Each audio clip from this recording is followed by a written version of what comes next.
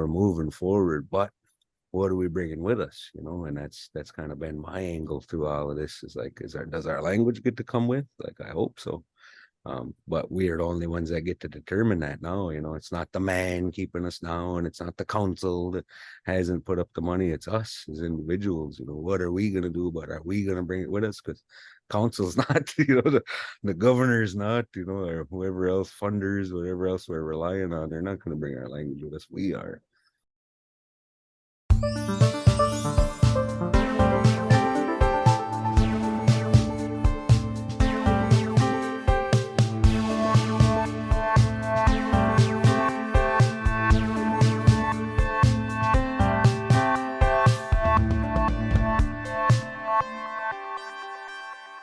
Welcome to Enweying, Our Sound podcast. This is a grassroots podcast intended for those raising or helping to raise children in an Indigenous language. A special shout out to the Indigenous Screen Office for making season 2 of Enweying possible. Gitcha miigwech. Bojo. Ani. Bojo. Minawa. Chimiigwech for being here and for being willing to join us and talk to us. Miigwech for asking me. Yeah, we're just like, we had to get you on here to be one of our guests and one of the goats of Ojibwemowin, Ojibwemowin revitalization. Yeah, so if you want to just introduce yourself. How good Mana Dickwashens. Migizi Indigenous Kanigu. Mio Indonesian when it calls win. Ga primije da ni owe bangi. Aya Ozaawaa Mio ma ishkuna ganing o dawaza gay ganing mio ma indana kion gay albi.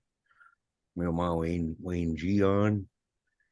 O dana wains dashin o data wainsing indana kion mio iskanawang is in a kadi. Mio ma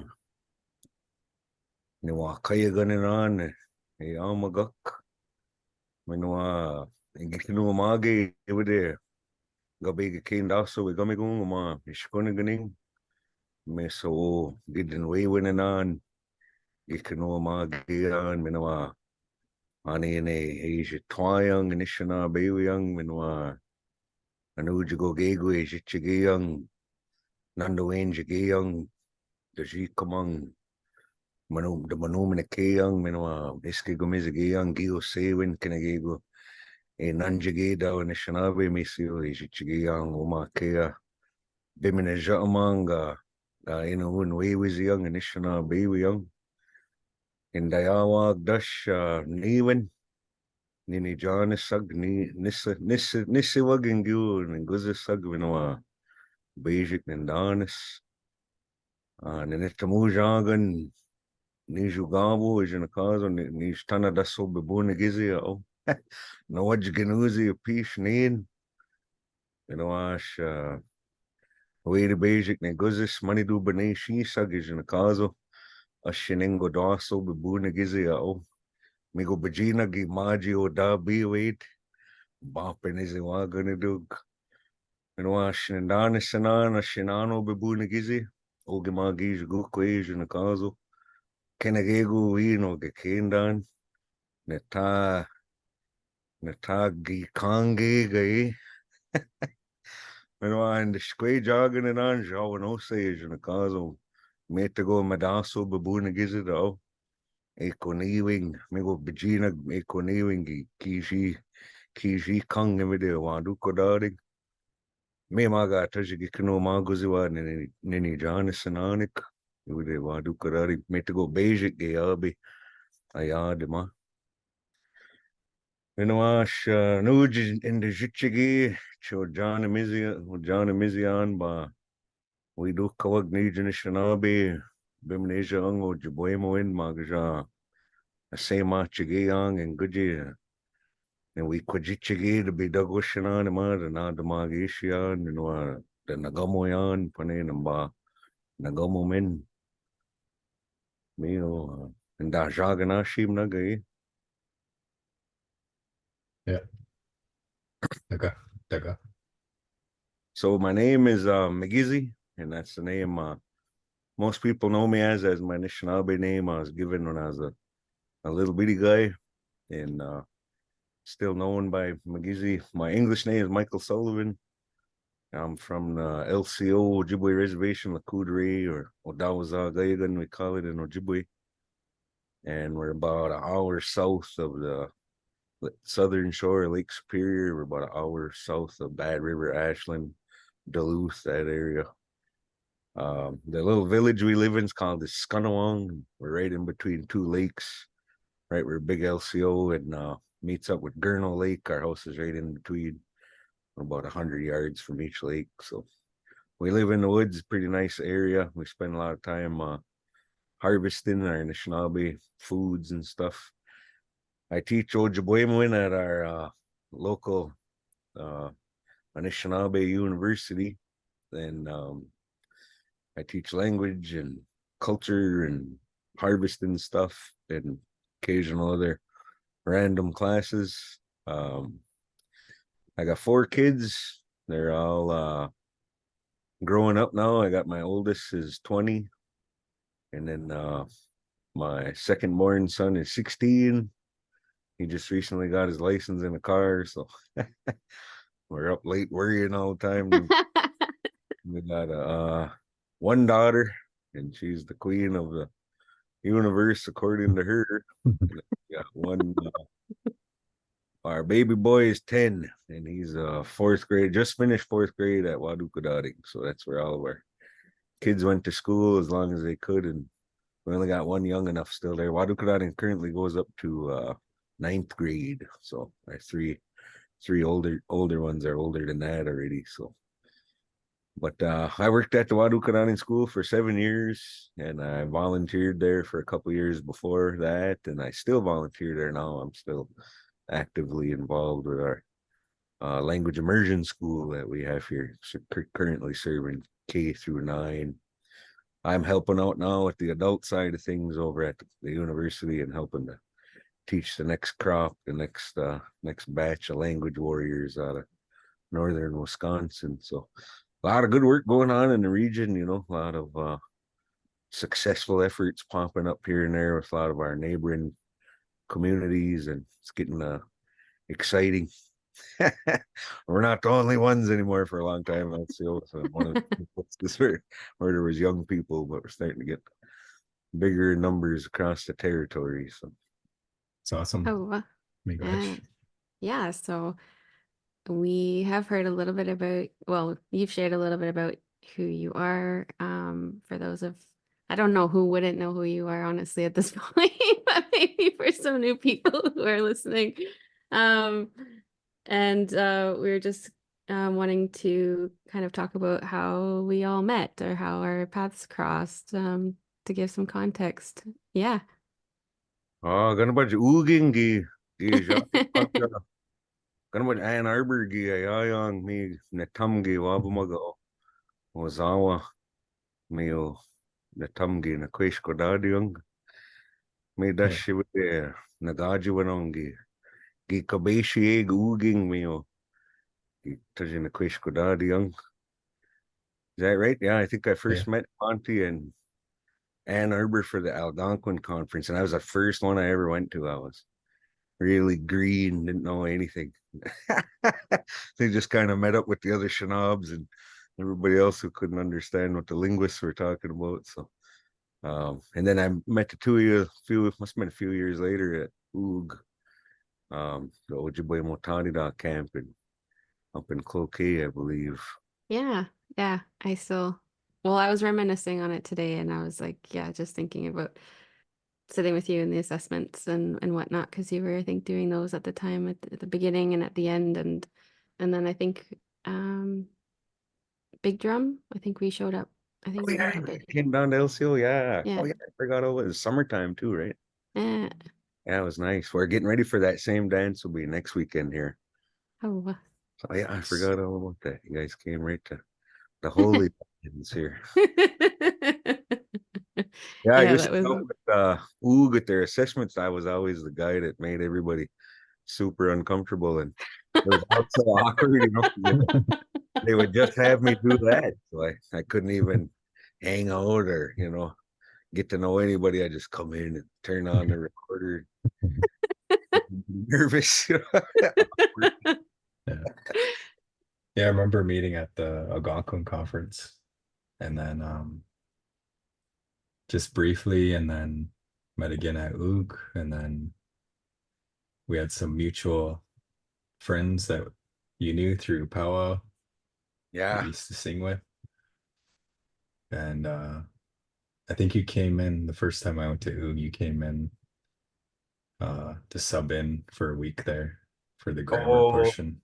was the one Gabo must have been unavailable or something, huh? Yeah. Yeah, and then but yeah, just kind of came in and helped blow our minds of what next level grammar instruction looks like, whereas we never really got that, and I don't know if it's even available in Ontario still, but we have to raise our bar up here. But yeah. Yeah, that's cool. It was always such a tough gig, have to people from all over the place, and everybody comes with their own little twang. So it made it Yeah. fun. Made it real fun. Yeah.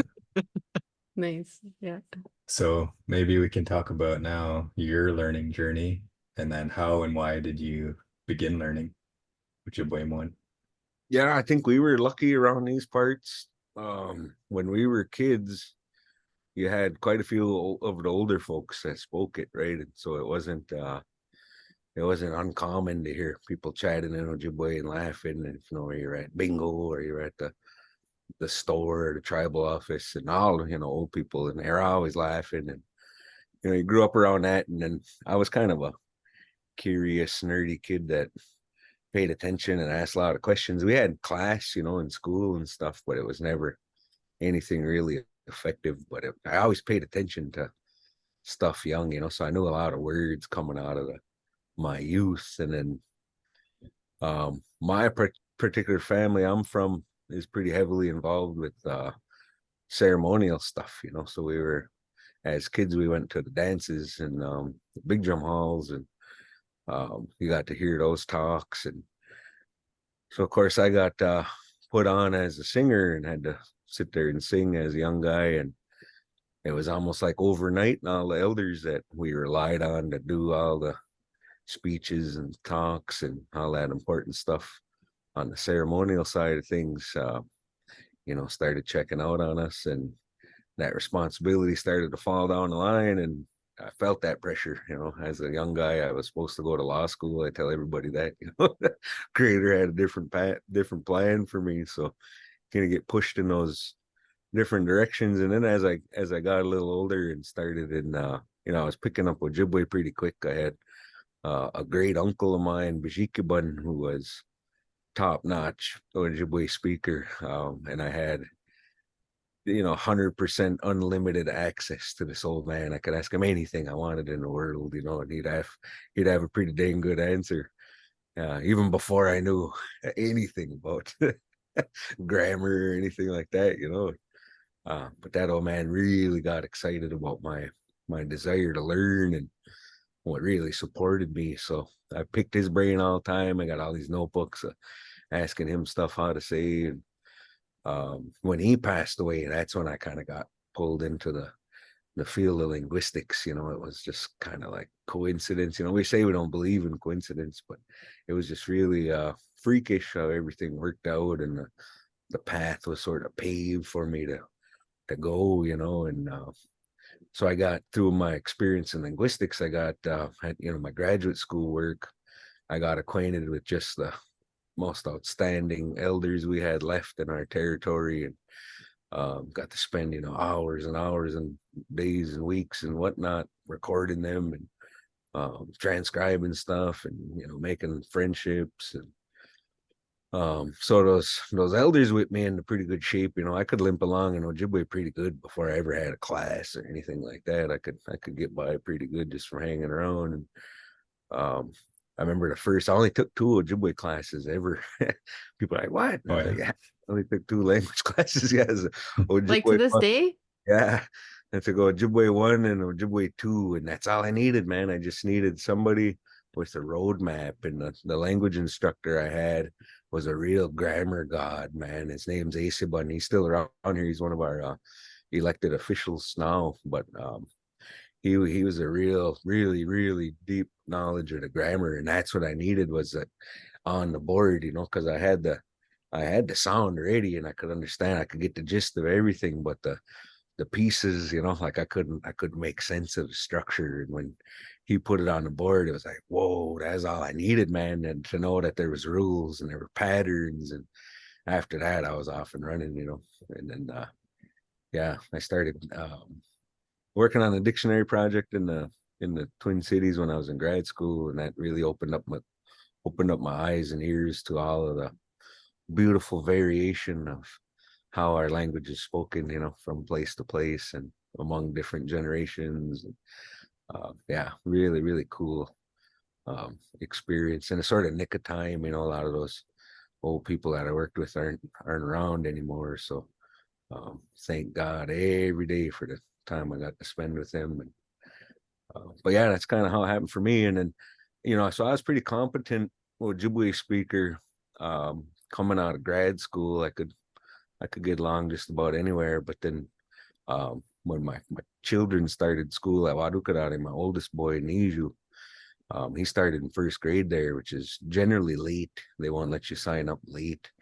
But if you have like in-home family commitment to using the language, and they'll kind of make an exception for you, so we begged and pleaded our way in there to let them take our boy a couple of years late, and they did. And we sort of committed to meeting them halfway at home, with the language. And that's where my language ability really took off, was just having that new demand to spontaneously create with it every day, and then once he started at the school, then I started volunteering. They had a little school drum, and on Fridays I try to get home from grad school and make it in time to help out and sing drum class. And and I still had all these old guys around that were like Hall of Fame singers, so I was getting all these awesome words for use around a drum, and so I could sort of facilitate a immersion drum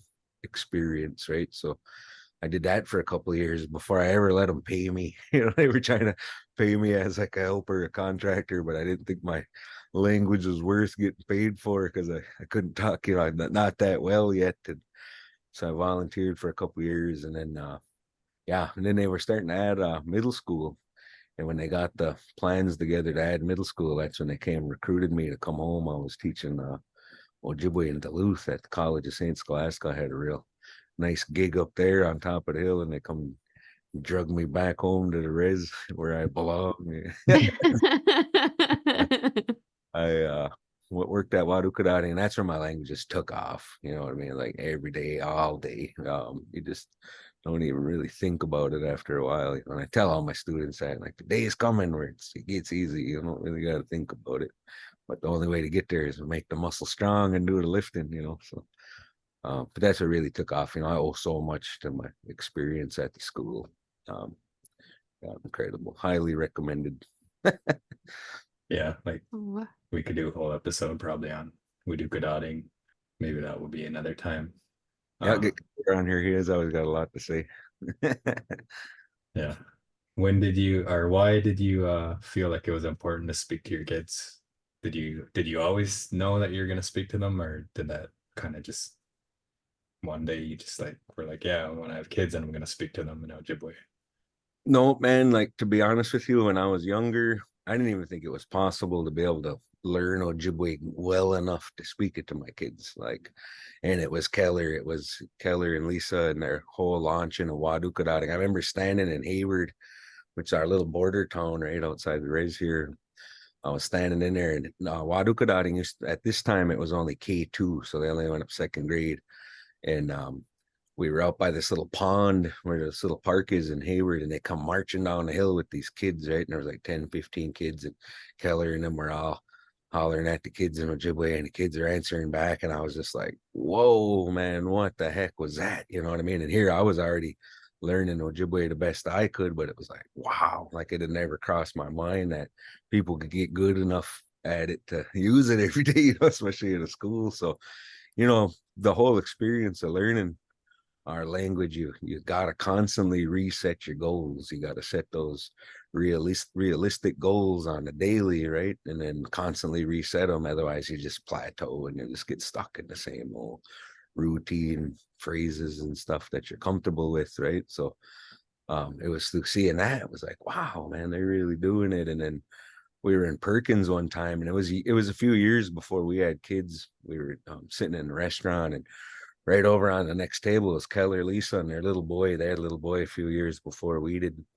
and he was probably like 2. And Perkins has the big menus with all the pictures on there. They were telling him, their little boy, what's all on the menu and whatever he wanted. And he was pointing at stuff and asking stuff, and I was just like blown away, man. Like, holy crap, they're freaking raising their kids to talk our language, so right away, boom, goal reset, like, damn it, they can do it. They're showing us we could do that, so then at the same time I had that pressure on myself to learn it good enough, because I didn't want to talk some crazy old pigeon Ojibwe to my kids. I wanted to at least be comprehensible, and people be able to understand us or whatever. So I just kind of up my game, kept going harder. And then when my first son was born, I was really in the midst of learning, and he would ask me questions. I wasn't good enough yet to like raise him as a L1, but he would ask me all these questions and just really push my learning. And I was making lists and just hammering stuff out daily,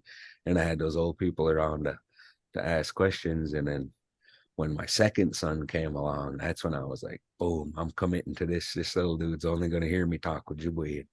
He was probably like 3 by the time I ever spoke English to him, so, and he started Wadukadani at 3. So by the time he came along, they had the pre-K program in place. So he really took off. That's my boy Money Dude. And he's the actor on Rosetta Stone, the software that Mille Lacs put out. So the main character in those videos, that's my second born. So he's pretty strong in that area.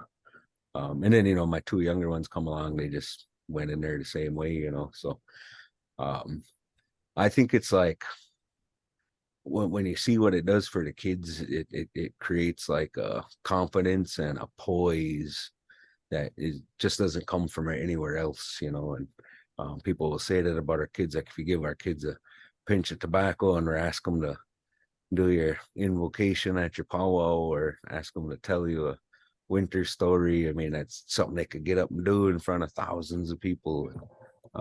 You ask normal res kids to do that kind of stuff, and they're usually really shy and really more reserved, and lack a lot of that confidence that comes with the language. And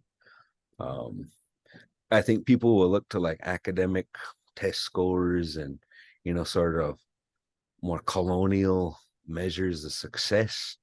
But that's just not it for me. I'm not one of those guys. And the academic success and all the test scores and all the positives that you can measure with colonial sort of tools, that's more of a outcome of the work, right? And the goal is actual language survival and actual survival of the people. That's the goal. The academic success comes with it. You know what I mean? That's the naturally sort of have that if they're comfortable with who they are and where they're from and what they know. And yeah, I think it's a real powerful thing, when you connect kids to that. And all the harvest stuff that we do with the kids, and the spiritual stuff, and they get their first rabbit, for instance, it'll be a whole feast, and we'll honor the kid, and their family's invited, and it's like a rite of passage, kind of thing.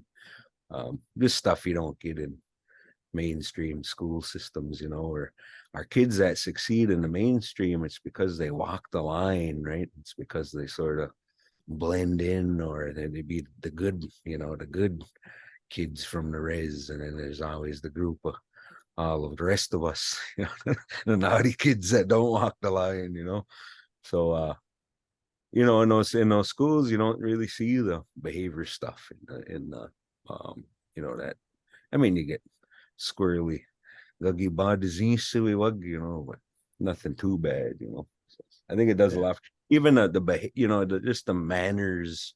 If you were to walk into a immersion class in full swing, it's just a more well-mannered group than a mainstream class, you know, especially if the visitors are older, you know, like the respect for elders is incredible among those kids, you know. So it does a lot for a man, and I'm really excited to see what the future brings, you know, because I think it was last year or the year before, I think it was 2 years ago at Wadukadar, and they celebrated their first alumni coming back to work there. And in the same year, their first alumni sending their kid to school there. So they're getting to the point now where your little kindergartners coming in. Some of them are the kids of, you know, the kindergarten kids 22 years ago, you know. So that's cool, man. Yeah. Yeah, that's Yeah, awesome. well, Wakiaj was at ATIC, and like Keller was at ATIC and presenting. He shared that, and that was like a mind-blowing moment. Yeah, Uh, milestone, you know. yeah, Yeah. wow. Oh my goodness. Not to divert, but gikit na Bijike ba Jinakaza? Was that Yeah. that Yep. was his name, your Yeah. first teacher? Yeah. Sorry. Well, you know, man, if we were gonna go first teachers, it'd be there'd be a whole bunch more before that because we had so many that were involved with us when we were kids, you know. And Bijikiban, I would say, was my first elder that really took me under his wing, you know, as a language mentor. Whereas language teachers had lots of teachers over the years. But yeah, he was the one, you know, the first one I ever opened up a notebook and started asking questions and trying to make some sense of the world. Yeah, well, that's what I was gonna ask, was like you said that you hadn't been in an actual like class up until then, and then you had did you say Esteban, who was the who showed you the grammar? Yeah. Yeah. So up until that point, were you just like asking and pulling from all over, or Yeah. did you already kind of have a sense of like the structure, or were you just like pulling everything you could and writing everything down? I was starting to get suspicious, like, because I would sit there and this, you know, Bajikiban, he was probably 80 by the time I started going hard with him, right? And I'd ask him, Nabukade. And he'd say, yeah. I said, what's that mean? I'm hungry. And it's the stuff I knew, right? I'd ask him questions I knew. Then I'd say, Buckadeon. What's that mean? And he'd say, I'm hungry. And I said, well, what's the difference, man? Buckadeon. And he'd say, I don't know, Mike. That's just how we say it. You know, so he didn't have that structural knowledge. Most of the great speakers don't unless they're engaged in teaching, right? And Mhm. I was the first knucklehead that came along and started pestering this old man about the language. So he didn't have that consciousness about the structure. So he wasn't the one to ask those kind of questions. But that was the level that I was on when he was around. And you know, a lot of the questions I asked him were like phrase level stuff, like stuff I needed to say in case these old guys didn't show up to the dance hall. You know, what was the quickest speech I could give and still get away with it, kind of thing. You know, and then I had other questions from, you know, just growing up hearing stuff and asking them stuff, how to translate stuff, like little sayings and stuff. But yeah, he was really, really patient, you know, and just really excited. Like sometimes you get elders. I've had other elders that were just sick of their time being wasted, you know, like people asking them the same old stuff and not getting anywhere with their language, you know, and you could just tell, you know. Whereas Harold is, you know, Bajiki Bunny was really, really giving of his time and, you know, just excited to have somebody who was interested, I think, you know.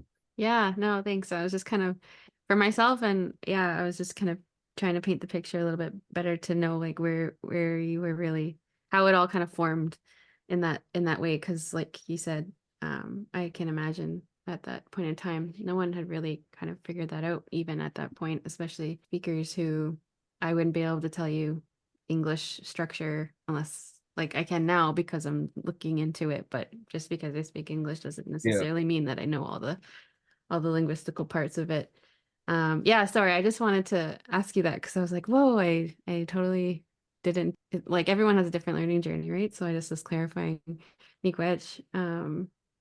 Yeah, sorry, I kind of digressed there. Not I just skipped this over a little. Building that picture a little bit better. Yeah, so could you talk about maybe some of the challenges of trying to raise your children using Ojibwe? Yeah, I think had it not been for the school, I don't think my kids would have absorbed as much. Because outside of the school, was their main interlocutor, right? I was the main one speaking Ojibwe. My wife, she speaks a little bit Ojibwe and do what she could, but I was the main one, like really insisting on it. And outside, right, everything is English unless you have a space like that with the school and the families and everything that goes along with it. It's kind of like us against the world, against the whole damn current of everything. And so that's always the challenge, right? We don't have the cartoons, we don't have the video games, you can't compete with TikTok.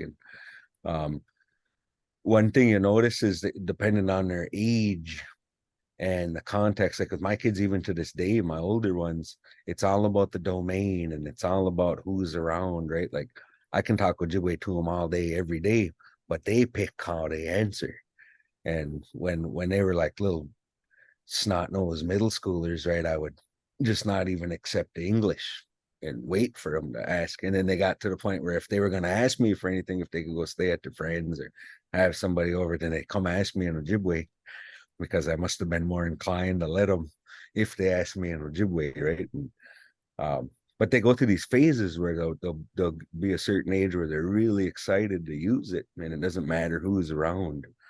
And then they get in these other phases, they get a little bit older, well, they'll use it when they feel like it's expected, right? But not if they don't have to. So like certain people are around, they'll use it just to kind of enforce whatever position they're in or whatever. But yeah, so you go through that, and that's just the part of the maturing process of kids, and that's what all the experts out there like Hawaii, New Zealand, they'll tell you the same thing, right? You got to get them through 8th grade before they have the maturity level to realize what they have is special.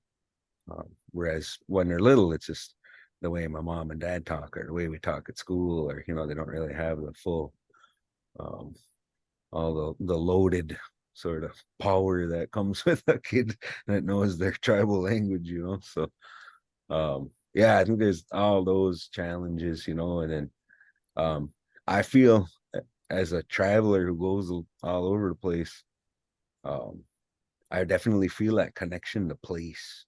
And the further we get away from our Anishinaabe kingdom, the weirder it is to me. And I felt that a few different places when I traveled around. We were in Ireland in March, and I wanted to know Irish when I was in Ireland. You know what I mean? It was like that connection to place and everybody around you laughing in their language. It was like, man, you feel left out of that. And then when I get home, it just feels natural, in our own community, in our own woods, in the water, wherever we're at, it just feels right to use our language. So it's definitely, in my mind and my thinking, it's definitely connected, the language and place.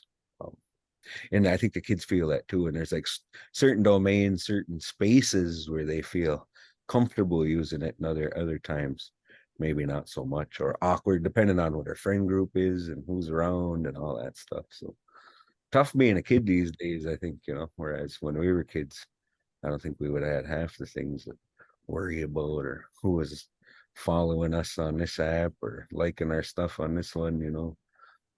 We were Yeah. all not we were all not liking each other when we were kids.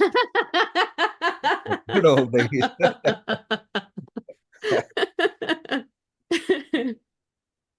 Yeah, I guess like, are there any things that you didn't expect that have happened since you began raising your children in an immersive environment and sending them to Waduka dotting?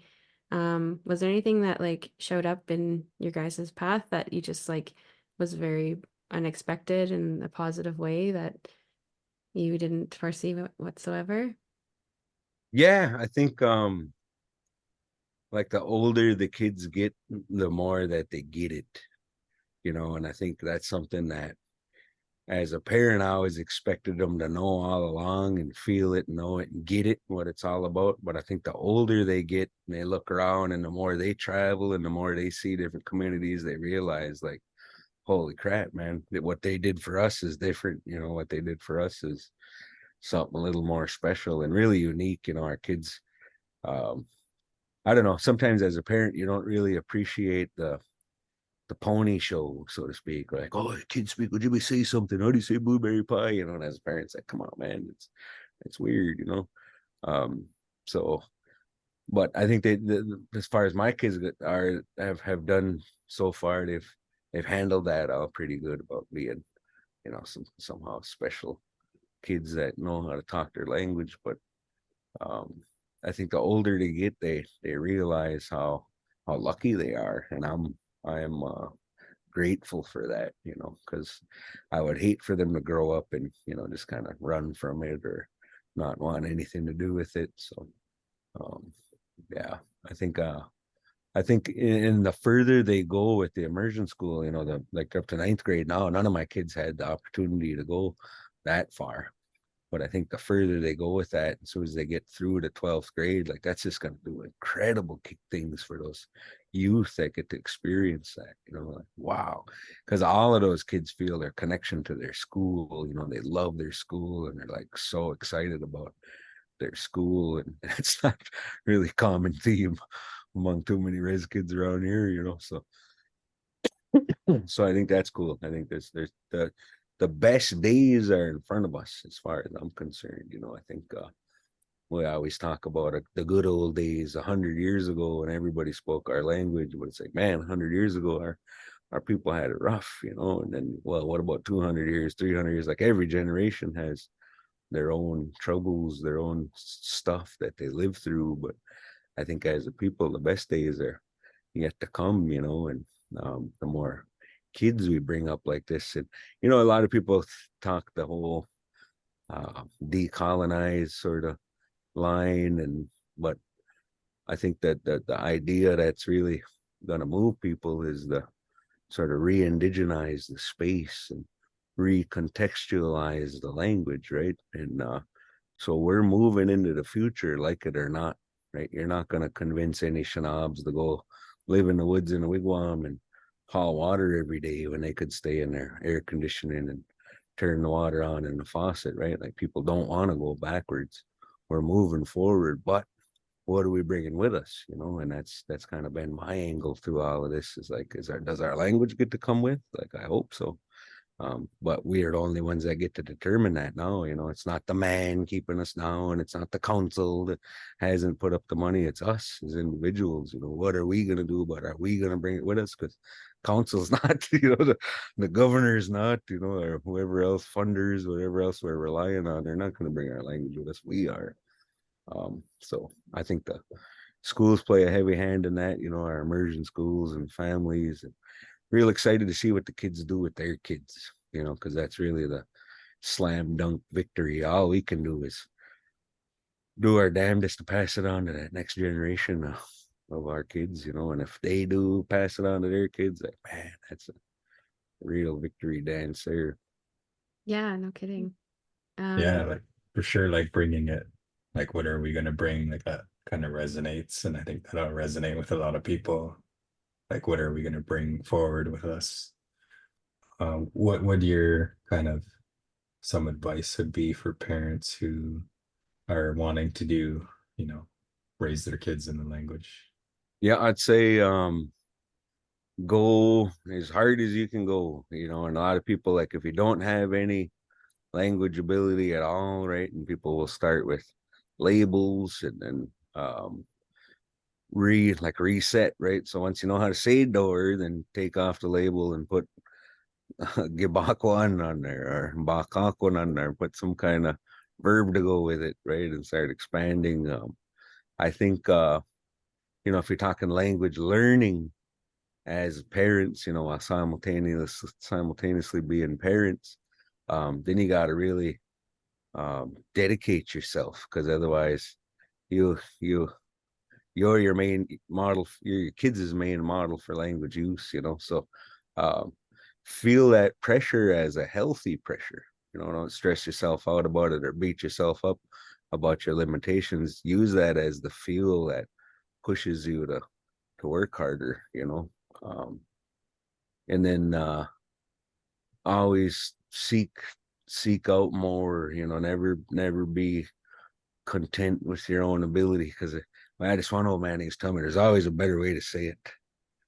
And that, you know, that really made me think as a linguist, like he's right, you know, there's always a better way to say it. Like there's always a fancier, more sophisticated, more eloquent way to say anything in any language, right? Not just Ojibwe, but in English, any language, there's always a fancier way to say it. And keep that in mind as you're learning, you know, because otherwise you'll get stuck in where you think it's a 1 + 1 = 1 sort of relationship between the languages. And it really isn't, you know. Keep your mind open, keep your skin thick, you know, because man, there's some miserable creatures out there. You know, so you got to have thick skin in all this, man, you know, because you know you got so many know-it-alls and so many whatever, you know. And you know, you don't do it for them, and you don't live for them. So keep that in mind, you know you're doing something right if you're on their mind, you know, they're hating on you. So but yeah, I gotta have thick skin in it, man. Find elders, or at least people that are more proficient than you. You know, you can't really grow in the language without having that demand on your ears too, you know, because speaking to your kids is only one-way communication. If you don't get it back from somewhere else, then you're gonna have a stunted growth there too, you know. So always look for your own quality input to be coming in. And some of us don't have access to people anymore. Some of us live in areas where we don't have any more elders who are accessible, you know. And if that's the case, you know, then you gotta make other sort of arrangements as far as, you know, recordings, whatever sort of webinars kind of things you can do, Zoom stuff, groups, whatever. Because it's impossible, in my opinion, it's impossible to really learn a language without having the demand to understand it. Otherwise, you'd be one of these weirdos that could say a million things but can't actually understand much, you know. You know, that's really a sign too, you see among teachers and other language learners, where they can say more. It's usually what I call like a danger sign, you know, or a red flag, when people can say more than they can understand, because that shows that they have a demand to constantly use it, but don't have a demand of anybody speaking to them. And you get that in some of the immersion efforts if they're not well staffed, or you know, you put a newbie in there that doesn't have anybody helping them grow, where they can say a million things in Ojibwe but have a real hard time understanding something simple, even, you know. No, those were awesome. I was like, I had like 4 questions and you answered all of them in that one. In that one answer, or many answers that you gave. Many connections are forming right now as you speak, and a lot of things are resonating for me. Yeah, because I've experienced, like, as many of us have, a lot of those things, especially with the journey that I've had. So yeah, I'm like, it's super powerful and really good for me to hear, and hopefully others that are listening as well. I'm kind of going way back. I wanted to ask you a question about when you said you speak to your, sometimes you wouldn't answer your children if they spoke English to you. Were they at a point in their own learning that they were fully capable of asking in the language what they were needing, or Yeah, able to get it across? yep. Yeah. So usually how it go is we'd spend all day long at school talking Ojibwe, and then we'd come home and I'd say something to them, they'd answer in English, and you know, try to dig my heels in and make them. Yeah, so it wasn't any sort of unfair thing where I'm ignoring them because they don't know how to say it. Yeah. Yeah, I'm just getting some context before I ask you. So they're able to ask and whatnot. So was there anything like in particular, anything you got, like, did you just straight up ignore, or like, because this is something I don't know if our kids are maybe all the time able to ask the questions I think it's there. They just having a hard time speaking. And so I have tried that in the past, and I was just kind of curious, like how you approach that, where you won't accept kind of you're waiting for them to speak in the language. Is there any kind of or was there anything else to that that made that successful? Yeah, I think one of the strategies is like what they call a recast. So if they come ask you something that isn't well formed, or in this case it would be in English, like say they said Gegun da Mijin, and they forgot the inna, right? If they were asking to go dig in the fridge or they wanted to, but they forgot the inna, then you can recast the question, right? And this one I picked up from Gimme One at Wadukadari when he was there. Kids would always come up and they'd say, Inda zaga they're asking to go to the bathroom, but they forgot the So Gimme One would say, Gigagwedwe, inna. You make it all obvious. Like, are you asking? And then the kids are like, oh, and does all go, Uh, so I remember doing that a lot with my kids. Is like, Dad, can Mimi spend the night? Oh, we peanut butter on Mimi, and then kind of like feed them what it is they're trying to say, and then make them say it back, kind of thing. Um, yeah, different strategies. One thing is, I'm a linguist by training, and I've had all kinds of classes and nerdy workshops and stuff on language proficiency, language acquisition, growth, and that kind of stuff. So I've been force fed all of this stuff as a student, as a teacher, as a working professional now. And so I don't think everybody has that sort of wired into them the same way. So yeah, I think that's a important thing to keep in mind as parents too, is network with other parents that can give you that sort of perspective and feedback. Because I can't imagine, what a nightmare or disaster I would have been had I not paid attention in some of those classes, some of those trainings, working with kids and their language growth kind of thing. But yeah, when they're being lazy, and when they're cutting corners, and when they're just not, when they're refusing to try. And I've never been, even with my adult learners, I've never been the overcorrective type. I had a instructor that was really insistent, and this was in a curriculum and instruction class, and she was really, totally unrelated to Ojibwe, but she was really insistent on meaning over form. So when you have learners, especially vulnerable learners or insecure learners, or as Anishinaabe, we come to the language learning table with so much baggage, so much trauma, right? Like a lot of our learners are really delicate, and as instructors, we got to be cautious of that. And, but she gave me that advice in one of her classes where she said, meaning over form. And, that means if you can make meaning of what they're trying to say, don't shoot them down, correcting them, communicate with them, reply to them. And whereas I think we're so wired for the grammar in Ojibwe circles that, somebody forgets to put a right marker on the word, or somebody, or you use the wrong damn animacy for the whatever, you know what I mean? Like everybody freaks out if you make a speech error kind of thing. And whereas in the world language sector, when people are dealing with majority languages, that's not how it works, right? If you got some immigrant come up to you on the street speaking broken English, you don't stop and correct them, right? Try to figure out what they're trying to say to you and help them out and reply to them. So being more like that minded with our students, so meaning over form, and with the kids too, like, so if the kids are they're creating with language and making meaning with language, don't shoot them down, help them. And there's all kinds of like I said, a recast, or you can say it back in a more proper way, but in a way that isn't rude or correcting, the you imagine on a giggle, kind of give me zaga, not maybe in the give me one way, go ahead way, but yeah. I have a kind of question along those lines. Like, what do you think about, so as parents, like we want to be perfect, right? Like if we're gonna pass it on, we want to be perfect, and we get all this anxiety that we're not saying enough or not using enough. But your thoughts on like, do kids need the perfect language?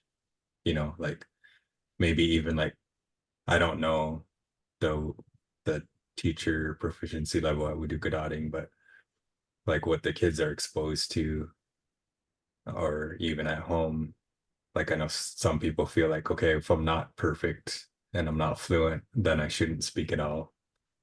Yeah, I think with the Anishinaabe we have such a high value of our language that we don't want it to change. And as younger people kind of responsible for do or die, right? We're silly to think like that. And as a linguist, I've been around all the opinions, right? And the language is changing, they're changing the language. That's a necessary step of the survival process. And it's not anybody intentionally changing the language, right? But this is the first time ever in the history of our people where we're learning our language as a second language, where we're learning our language. Those of us who speak Ojibwe are all bilingual now. And that's the first time in the history of our people that everybody who speaks our language also speaks English. That's the first. And everything changes. Everything changes. The English language has changed within our own lifetimes, right? And nobody's batted an eye at it because English is a safe language. But with Anishinaabe, people don't want it to change and they want it to freeze in time. And it's always been changing, right? We have the historical records to show that our language has changed significantly in the past couple generations, and that's okay. It's okay. So I think the more at peace we are with that, the easier it is learning and limping along and trying the best with our kids, because it's going to change, and the world has changed. And how is the language even going to serve its purpose if it doesn't change along with the world? They say in linguistics, in the study, all language is a tool for communication. It's all it is. When that tool no longer fits the needs of communication among its users, they shift to a new tool. And with our experience as a people, that shift has been a forced shift. We didn't sign up for that. We didn't decide one day, oh, our language doesn't work, we're going to go use a different one. That was a forced kind of shift. So when you keep that in mind, the language is a tool for communication. As an Anishinaabe, it's our tool for spiritual communication too. So it has this added sort of weight to it, this or added value to it. But everything about us has changed. We don't dress the same anymore. We don't eat the same anymore. We don't sleep in the same sort of places we do anymore. And like everything has changed. The language was changing just fine naturally. If you think about right after post sort of colonial contact, all the things that were introduced to our people via trade with the French at first, we came up with names for all that stuff, right? Stuff we never had in our culture. Our ancestors gave it names and found new ways to talk about stuff. So we have always been an adapting people. And when you look at the languages in North America, indigenous languages, a lot more languages are willing to borrow, loan words from the colonial languages more so than Ojibwe. Like Ojibwe speakers have always had this sense of pride of being able to come up with ways to say stuff so they didn't have to use English. And I've always taken pride in that, so yeah, I think we get really insecure about our own and I think everybody involved in the movement, from the elders to the newbies, everybody's insecure. If nobody's super confident in who they are and what they know anymore. I mean, that's the nature of endangered language revitalization. Everybody's, just barely hanging on, man. And we got to be more forgiving of ourselves and better to ourselves, and less hard on one another, because there's so many critical voices out there that really don't get us anywhere, just make us more insecure, you know. And you get teachers like that too, that just make all the students insecure. And it's like, man, that's not a it's not a healthy approach, you know. So yeah, we try to make it fun, man. Trying to make it fun and not a drag, and really a safe sort of environment for learning. So keep all the negativity out of it, you know. But I think it's natural to be insecure. It's natural to doubt yourself. But I really have a different perspective when it comes to language change. You know, I think that's a necessary part of the survival. And in the whole theory of human nature, anything that doesn't change starts to die.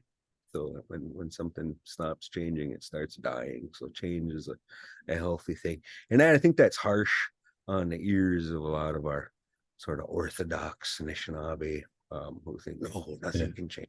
But I don't mean to offend anybody, or but that's my personal opinion. It's underway, and no human being can stop it. You know, it's just people are going to do what they can, the best they can with their language, and it's not going to sound like grandma's language, but we'll still keep trying. We'll keep trying to make it sound like grandma's. But I didn't have the same opportunity to learn it the way that grandma did, so I'll speak it the best way I can. You know. No, I was just gonna say, so just use what you got, and any advice for if you're finding gaps in like what you're wanting to say.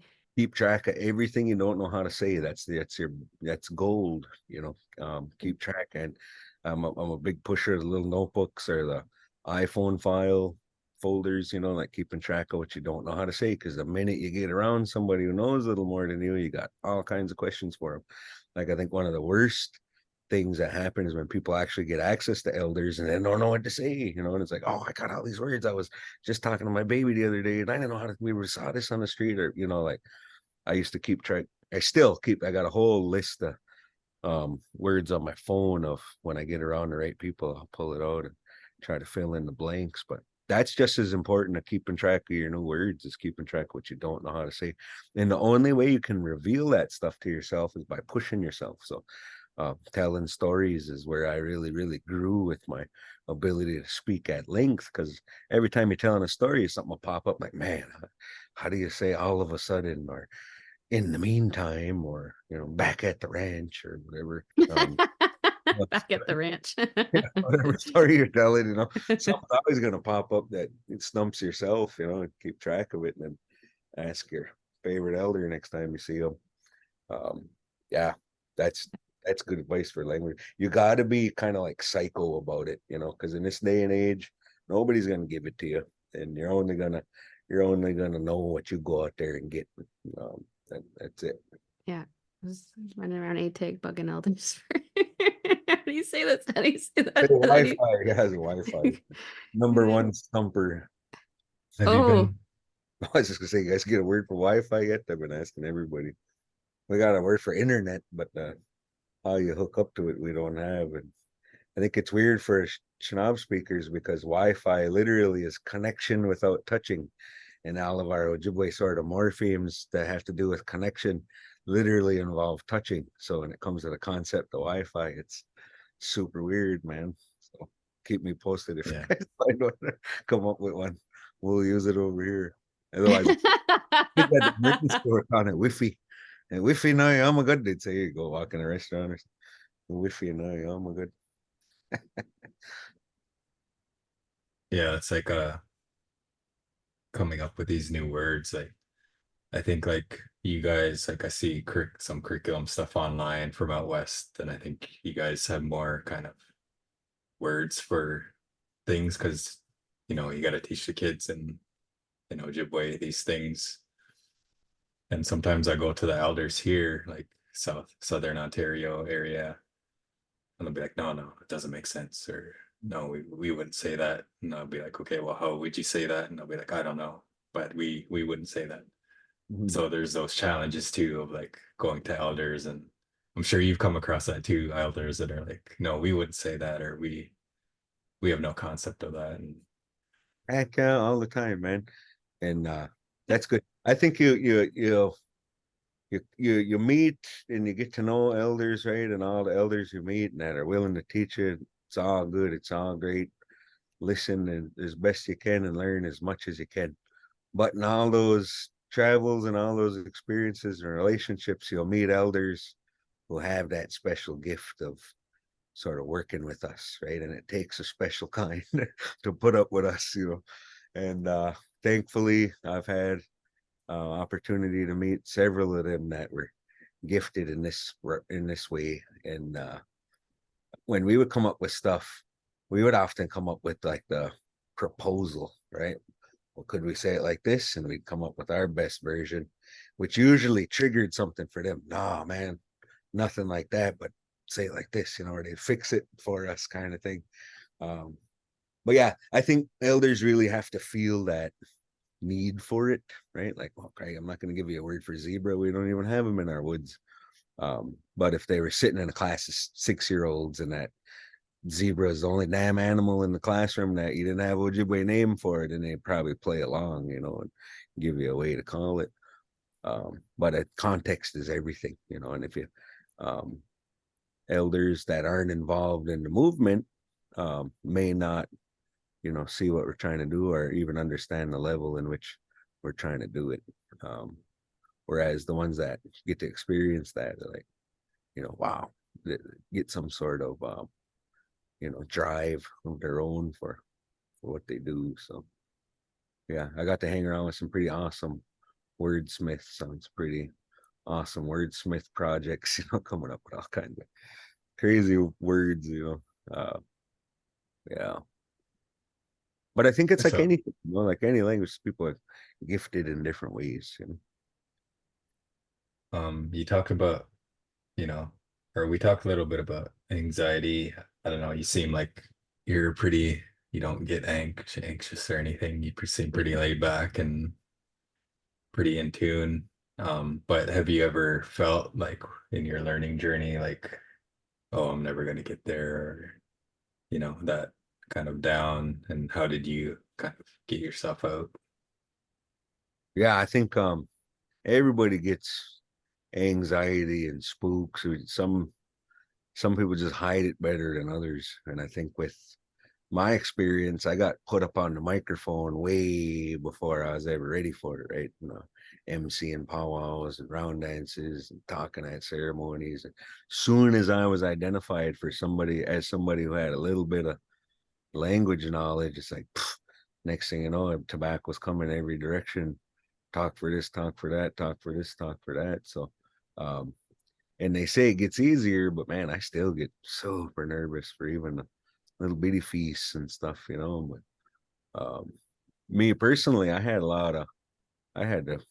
to fight my way through, my youth, and I was raised here on the res, and I'm only there was 2 of us on this whole reservation that had blonde hair and blue eyes when we were kids, and a couple 2 half breeds on the whole res, man, and like 30-mile radius, man. Everybody dark skin, dark eyes, so I had it rough, man. And then growing up, not all the elders cared for me, and got haters here and there, so got all my reasons to be insecure. It's just now I'm to the point of my life and my age where I don't even care, man. Like, I don't even care what anybody thinks of me, and it feels super liberating. You know what I mean? Like, I don't do social media, so I don't have to follow everybody, and stick my nose in everybody else's business. So I think that's a really healthy way to live. And then I think as you age, you get to a certain age where it doesn't even matter what other people think or say or whatever. I'm not doing it for them, But yeah, I think we all have our reasons to be insecure, our reasons to be scared.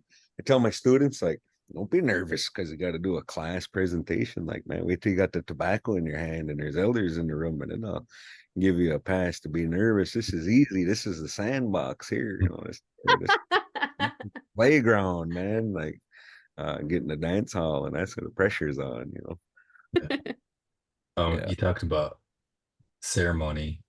We're also, like, as learners, we're kind of trying to revitalize or keep alive our ceremonies too. Like, and I'm sure, you've been in it and learning about different ceremonies and taking your kids along. Do you think that kind of helped them kind of reinforce how important it was and and realizing, I guess, how important that is within ceremony. Yeah. Using language.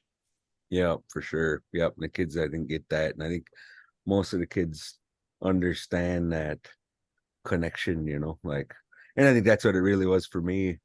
And my motivation as a learner was that, well, what are we going to do if we don't have it, right? If there isn't anybody at the dance that can talk our language, what happens to our ceremony? How is it even going to go? Like, can it even go? That sort of fueled the motivation to do something, and I think the kids feel that too, because we're not going to be around forever either, if they want to raise their kids in that same way they came up, then guess who's next one is to feel the pressure, so that's why I say I'm really excited to see what these kids do in the next 20-30 years. Yeah, it's awesome. Is there anything else you wanted to ask? Well, I have a couple more questions that I wanted to ask, but I had a couple. They'll probably come back to me in a second here. What kind of resources or like go-tos for anyone who's like wanting to do better or learn, or things that were really helpful that are like physically in your hands or online or anything? Do you have any advice on anyone looking for materials to go to? Yeah, I was a avid user of the Rick Greshik stuff, so you can purchase his books, and they come with CDs. So I know it's a dated technology, but most people put the CDs on a computer and then download them onto their phones or whatever. But you can find all his stuff at birchbarkbooks.com. And one of my favorites was Traveling with Ojibwe, and it's the CD series is 6 CDs. And Rick Greshik gives all the English prompts, and the Ojibwe voice you hear on the recordings, Jim Clark. And now Migizi Sullivan was one of our most awesome speakers ever. Like the most awesome Ojibwe I ever heard on my ears was Jim Clark, man. And so he's the voice, and it's just this random stuff, man. Like, which way is the gas station? Hindi ko yak go into the directions. And do you have a map? But I would listen to those so much that I would try to answer before Jim Clark could, like, they have a map. Team wasn't I gonna knock it down? I try to beat him to that. It's like quizzing myself, but I just thought that was such a cool approach. And there was other series, right? So Traveling with Ojibwe is just one of them, and there's one called You're in Ojibwe Country. Another one's called Ojibwemowin and I, like speak Ojibwe in the house. But they're really I'd say low budget quality, like the books are like these spiral bound like notebooks almost, and it's all but man, dude put them out in the 80s, and then all through the 90s. So he was like eons ahead of the curve, and all the little phrase books that came with it. So I love them. I love that stuff. Though all the Ojibwe voices that he worked with were really awesome speakers, and there's some that have ladies' voices, like Margaret Sayers was featured on a couple of his volumes, but lots of stuff. Rick Greshik did lots of cool stuff in the 80s and 90s, and yeah, most of that stuff you can still get at Birch Bark Books. And helping to support a good guy too, because Rick's a old man now, probably in his 70s, and he still sells those things out of the trunk of his car. If you see him at a conference or a powwow, he's probably got boxes of books and CDs in the back of his car. So going to a good cause. Nice. So I love that. I'll be on the hunt to search his face up on Google so I know what I'm looking for. I think nowadays, like the trends are really moving to the social media. So, and again, I told you guys I don't play along on social media, but I'm actually hiring a intern at our university to be our social media creator for our language program, so we can start having a TikTok, Instagram, all that presence. Because, nobody in the world knows what we're doing here, because nobody driving the ship here does social media. So, but if I get this young intern on, you start seeing more stuff. And I think that's the real direction for learning these days, where people can access it anywhere at the tip of their fingers without having to buy it, without having to order it online and download it and all that stuff. Just moving with the current. And again, kind of goes with the theme of change and the whole language teaching dynamic has shifted significantly, where 90% of my students are on Zoom, like where I'm lucky to have 2 or 3 in the room during a class of 20, or I got 16, 17 on the Zoom screen from all over North America, so the whole dynamics teaching is changing and the accessibility is being increased. More people can chime in from no matter where they're at, with all the technology. So long as we embrace it, 10 years ago, we would have had a lot of pushback to even having these conversations on a sort of digital platform. People were real resistant and insecure about things, but we got to embrace that kind of stuff if we want to move into the future with the rest of the world. Yeah, like social media, positives and negatives to it, but Yeah. definitely a lot of people using it. And I don't, in the States too, kind of off topic, but they're trying to ban TikTok and Yeah. Something yeah. else will pop up. Yeah. Diego na, way na. Oh, I could keep Oh talking yeah. for another couple hours, but yeah, I think we got a lot of good conversation and just amazing wealth of knowledge. And yeah, we could just go on and on about language revitalization, and we're all language nerds. So, but yeah, it's just amazing that you're able to come. Migoch ki bajayan, migoch ki benusiang, mama. Yeah, me keep up the good work over there. Keep me posted too. Like if there's a link to this, I can go listen to myself Yeah. and the way I sound on a recording. Is there anything was there anything you want to plug, or any links that you want people to check out? Nah, not really, man. Like I'm pretty old school. AF, you guys didn't get Plums or Nuts. Anybody out there in listener land? Plums or Nuts is a book I did with a Mick. So it's a bunch of stories that a Mick told me. And we got the audio on Ojibwe People's Dictionary, so people can listen along when they read. And it's a Mick. It's the recordings that the book came from. So it's not him reading the stories, it's him telling the stories. From there, I typed them up and we translated them. So yeah, that's a good one. Check it out you can get it on all your big book distributors, Amazon, Barnes and Noble, all that. Plums or Nuts. Yeah. The Plums recordings are and- on ODP. Yeah, right on the Oh, homepage. Yeah, I don't. How did I not? Okay. Yeah. Nice.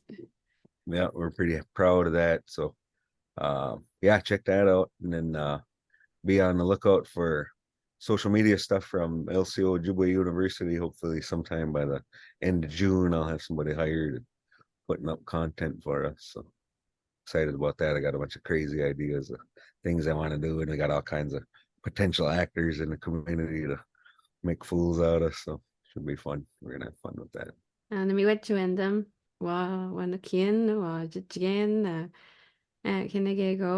I have used a couple of your recordings. I got called in to teach. I said no a bunch of times, but I always am using a lot of your videos that are out there, especially with the metaphor of we're in the canoe and we're shoveling water out, and they're shooting arrows at us from the shoreline, and we're going to the rapids, and we're trying, and just to give the kids a little bit of motivation and visibility and all of it, and how much hard work it's always. But anyways, yeah, I'm just super grateful that I got to speak with you. I speak very highly of you. I was very excited, and I've had 2 students who actually know you. Yeah, which is pretty cool. Does anyone know this guy? Yeah, I had a couple people through the powwow trail who knew you, so that was pretty powerful too. But yeah, I'm just very grateful that you spent the time with us. Yeah, it really filled my spirit up. So chimigwech. Oh, good. Miigwech, guys. Uh-huh. Migoch. Yeah, you want me to